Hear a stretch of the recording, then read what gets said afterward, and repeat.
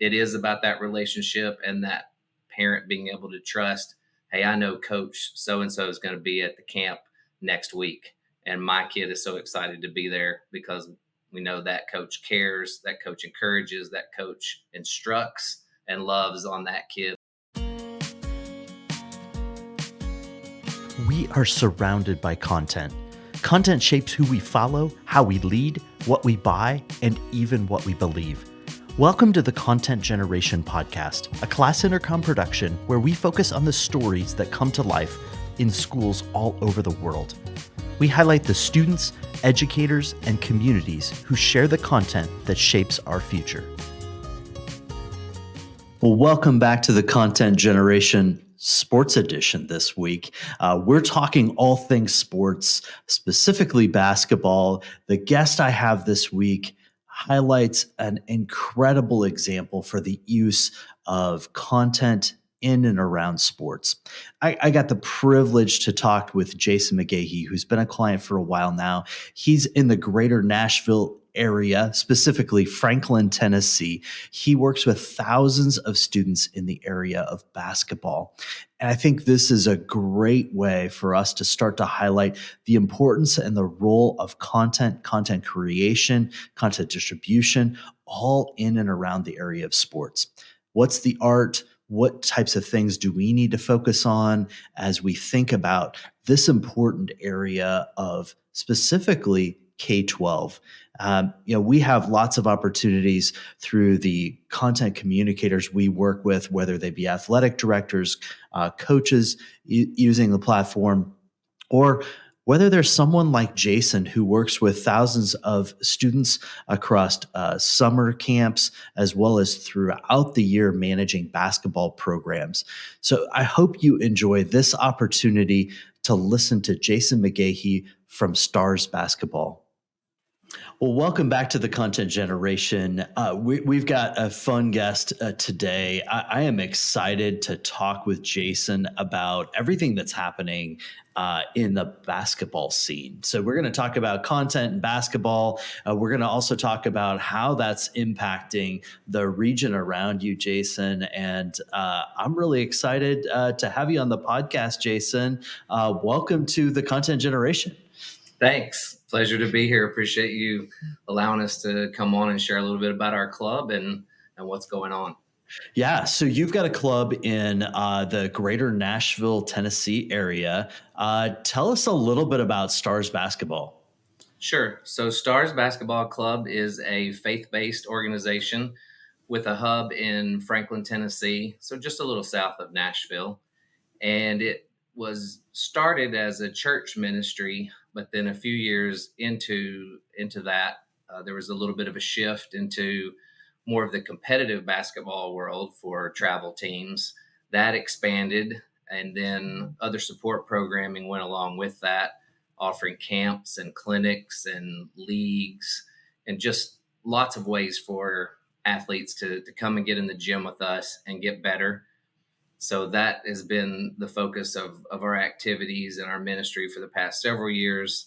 And we're blessed to continue to grow and always excited when we can reach more people to expose them to who we are and to help them become better basketball players.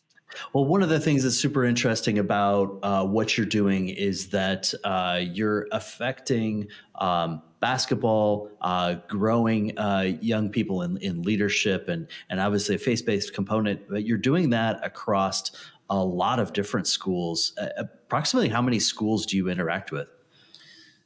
That's a really good question. I'm not sure that I can give you the specific number of schools, but I do know that we're impacting about 5,000 unique athletes annually.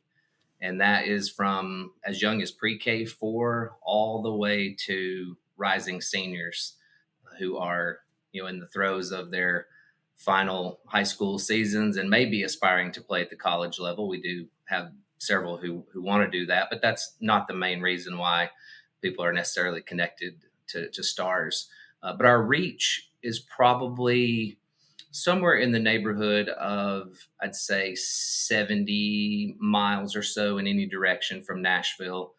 We do have athletes from North Alabama, West Tennessee, uh, South Central Kentucky, East Tennessee, and so we do have that name recognition that we've worked hard to establish, and our staff and our director Lance Ackridge has really helped build that brand around Stars and try to make it the premier club in the state of Tennessee.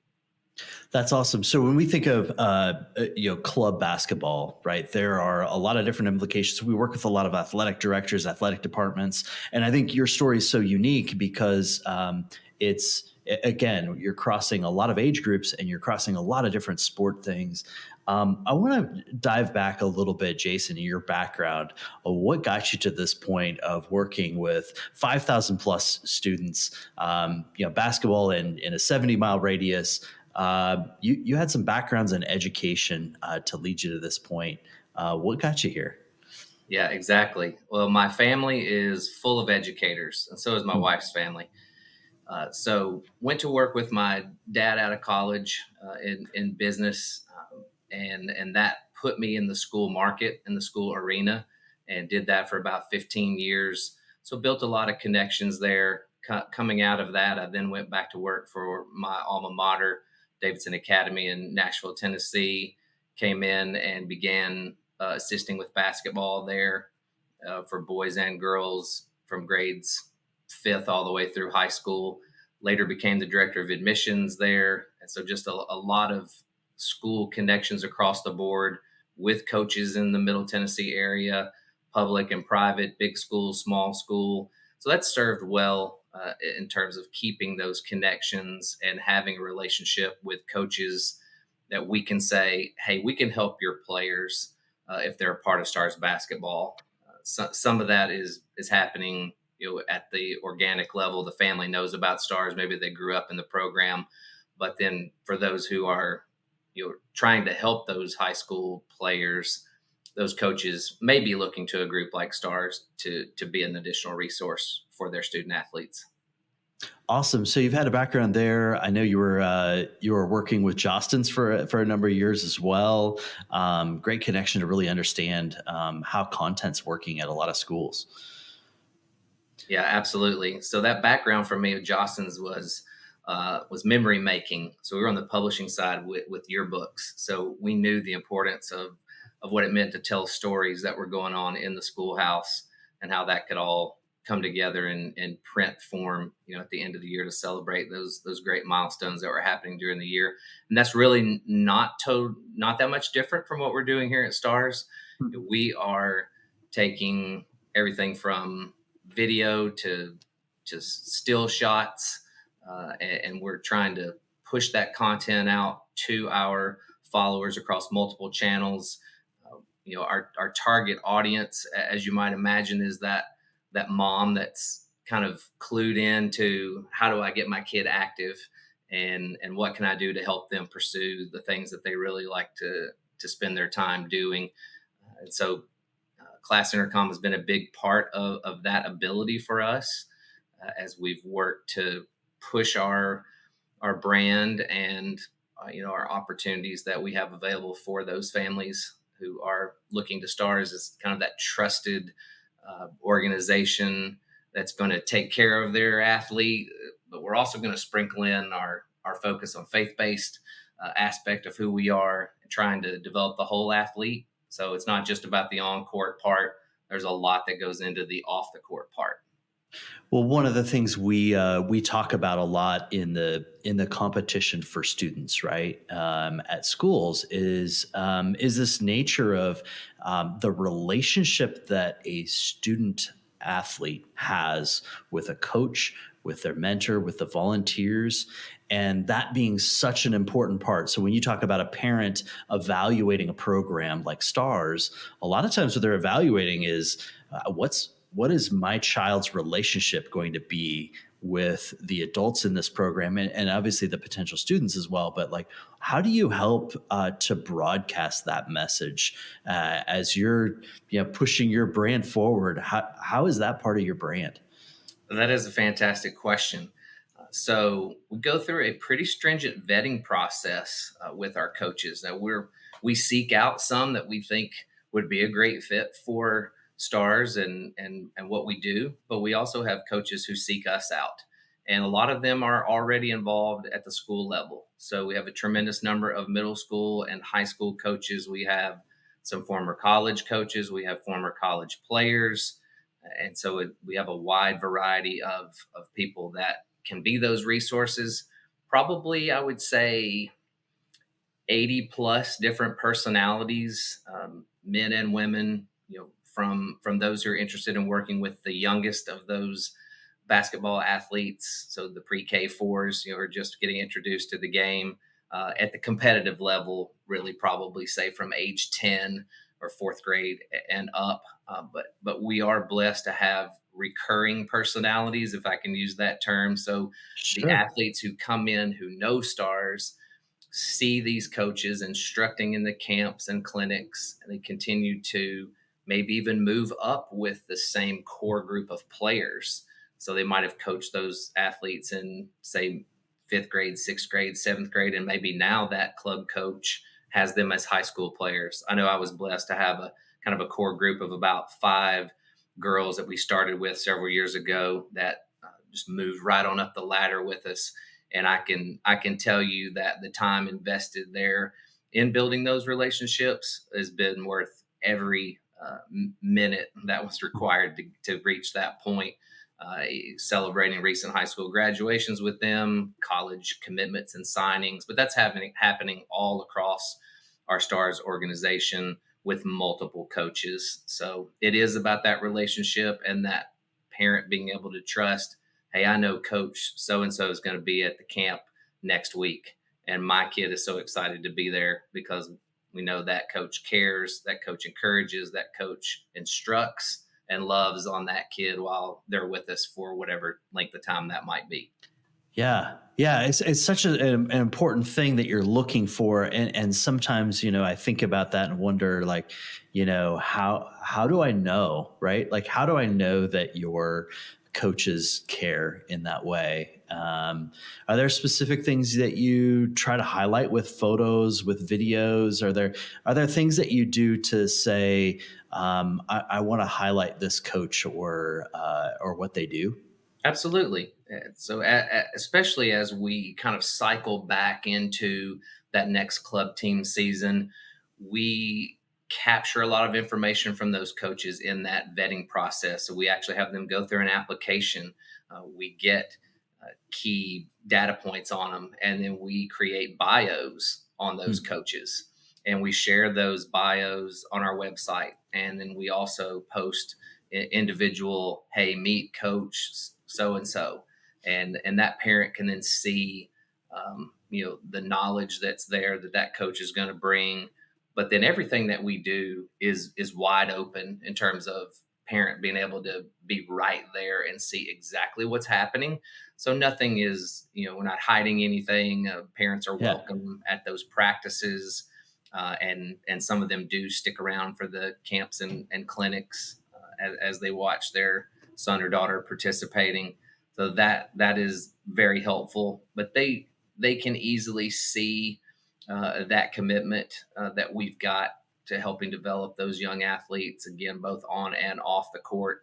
Just interaction, uh, vocal vocal inflections, high fives. Yeah. You mentioned featuring some things. We beg our coaches, hey, send us some photos, right? We can't Yeah. recreate things that have already happened. It's a little harder to do that. So send us some photos of your team out at a post game meal, or doing something between games if you might be out of town somewhere, something fun that just shows that opportunity to bond. And the often the feature photo that we get will be a huddle with that team in prayer, Mm. whether it's just having a grateful attitude about the opportunity to play, or maybe there's a specific prayer request within that team that's Yeah. being lifted up, and even praying with opponents. I've seen huddles at center court where teams have invited the other team to come and pray, and that's really cool. So again, any opportunity that we have like that comes our way to say, yes, this is about basketball and this is about improving our skill sets, but really it's a lot bigger than that. It's a lot more than basketball. Yeah, yeah. No, I love the way you're elevating that growth. And then obviously there's a camaraderie and competition involved, right? But as we talked about earlier, you're elevating some things around the opportunities that basketball and athletics promotes that's bigger than the sort of level of competition there. It's more about the things around it, it seems like. Yeah, absolutely. One of the things that's a big part of what we do as we spend time with our teams, or even in the camp setting, it happens there too. But it's more of there's more of an opportunity to foster within that club team group because we spend more time. A couple of 90-minute practices per week, 6 to 7 tournaments, 3 to 4 games per weekend, and you're with that group from March with maybe a short break, but we're continuing that on into July. My team is on pause right now as high schools are doing their summer workouts and team camps and things, and then we'll resume play again in July. But part of that mentoring that's going on that allows us to step out of the basketball uh, court for just a little bit are things like weekly character lessons that we're doing, where we're bringing content to our coaches and saying, hey, here's our focal point for the week. It's on overcoming adversity, or it's on the value of being a great teammate, or it's how we treat other people, how we show respect to the game and how we talk to officials or talk to opponents or fans or whatever it might be. That's a really big part of who we are.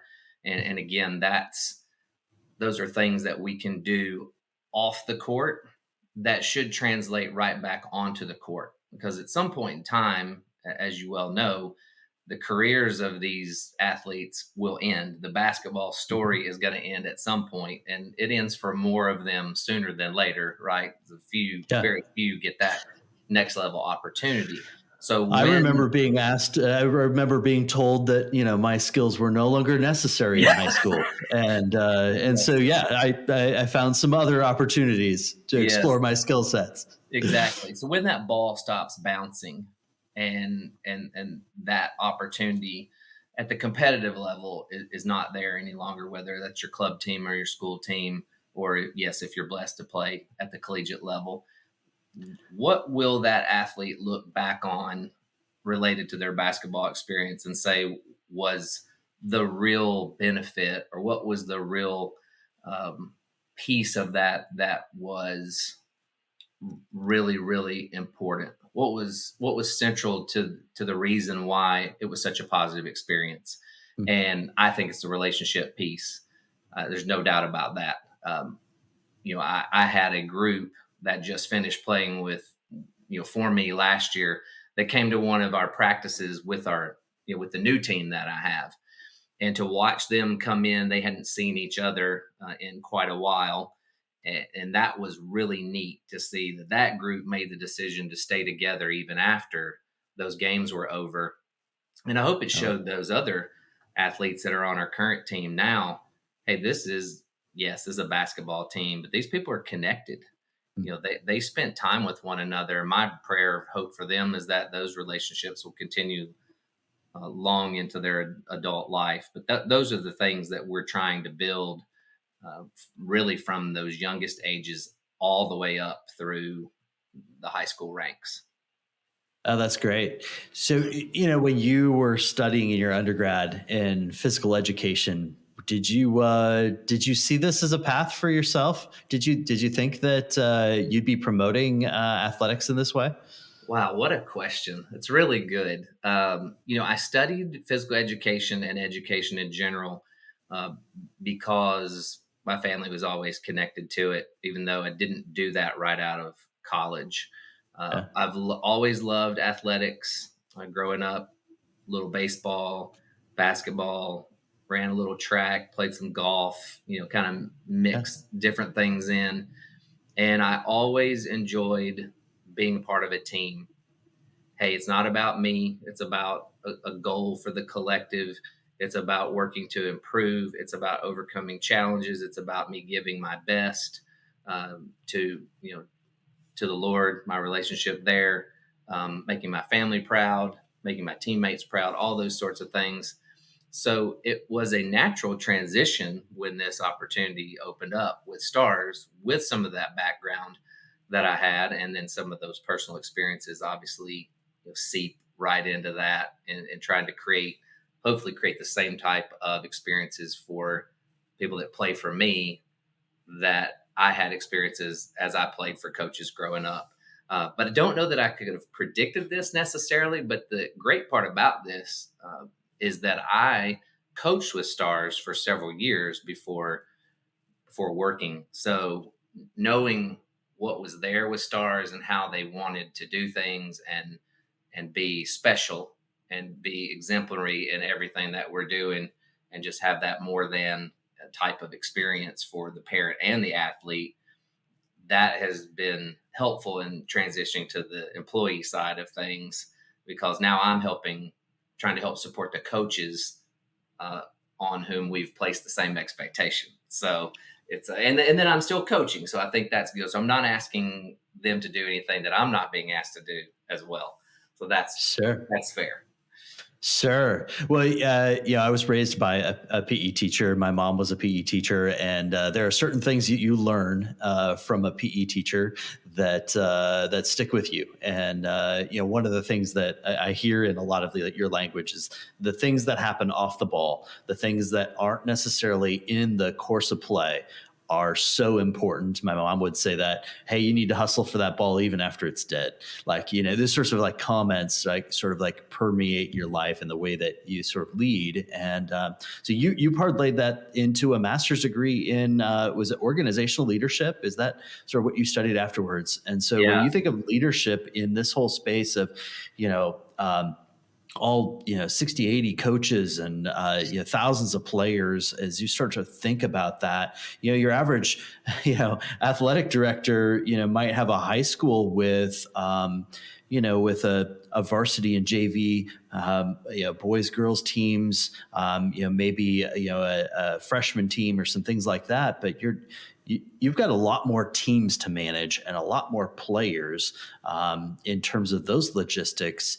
How does leadership play a role in just the scale of athletes that you're connecting with? Well, that's another good question. I mean, it really does for what we do. It really starts with those coaches that we have that come and be a part of our organization, because they are the out front. I do coach, but that's a very small part of the annual cycle of what we do.